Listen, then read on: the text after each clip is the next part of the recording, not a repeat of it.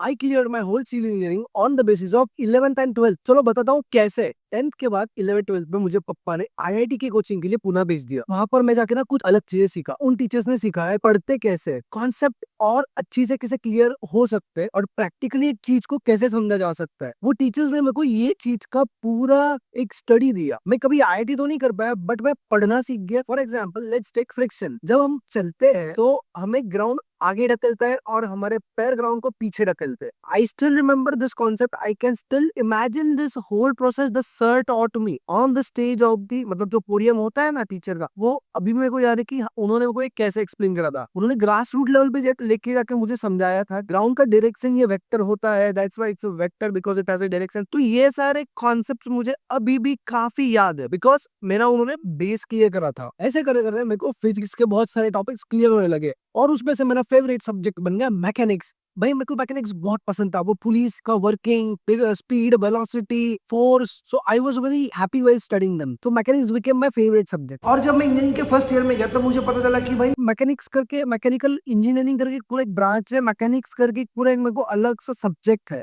तो mechanics 1, mechanics 2 होता है, फ्लूइड मैकेनिक्स होता है। ये सारी चीजें जो मैंने पढ़ी थी मुझे बस वही इंजीनियरिंग में काम आ रही है। और बाकी भी चीजें थी पर वो बहुत बेसिक थी, मतलब पढ़ने की जरूरत बहुत कम थी। और बाकी बच्चे ना दिन रात पढ़ते थे, मैं बस भाई ओवरलुक करके ही एग्जाम जाता था और मैं पास होके आता था। फर्स्ट ईयर तो मेरा ऐसा ही गया। जैसे सेकंड ईयर में क्या मेरे को यही मैकेनिक्स का एप्लीकेशन और एडवांस में पता चला। जैसे फ्लूइड मैकेनिक्स हो गया, प्लाज्मा मैकेनिक्स होता है फ्रिक्शन, फ्लूइड मैकेनिक्स में होता है विस्कोसिटी। तो ऐसे बहुत सारे कॉन्सेप्ट जो सिमिलर रहते हैं ना मैकेनिक्स और फ्लूइड मैकेनिक्स में, वो सारे मुझे समझ में आ गए और वो भी मेरे को और इजी टू ग्रास्प हो गया क्योंकि मेरा 11th 12th में क्लियर था। फिर मैंने उसको और रिवीजन किया फर्स्ट ईयर में, फिर सेकंड ईयर। ऐसे करते करते भाई मैंने वो स्ट्रक्चरल डिजाइन ये वो ऐसे करके मेरा फोर्थ ईयर आराम से, मतलब चारों ईयर्स मेरे बिना किसी स्ट्रगल के, बिना किसी मेंटल हेडेक के, बिना मतलब कम से कम पढ़े मैंने वो 4 साल निकाल दिए। सब बच्चे सोचते थे कि मैं पास कैसे हो रहा हूँ। भाई सिंपल सी बात है, कॉन्सेप्ट क्लियर है मेरा, मेरे को पता है कि भाई ये चीज कैसे वर्क कर दी है। मैं इस पर इजिली कोई भी प्रॉब्लम फिगर आउट कर सकता हूँ। बाकी बच्चे ना पूरा थियोरेटिकल पढ़ते थे। भाई क्यों कर रहे थे आप ऐसा? मत करो ना। एक चीज अगर आपको समझ गई बस उसके एप्लीकेशन समझो। मैं सच बता रहा हूँ, मैं सिर्फ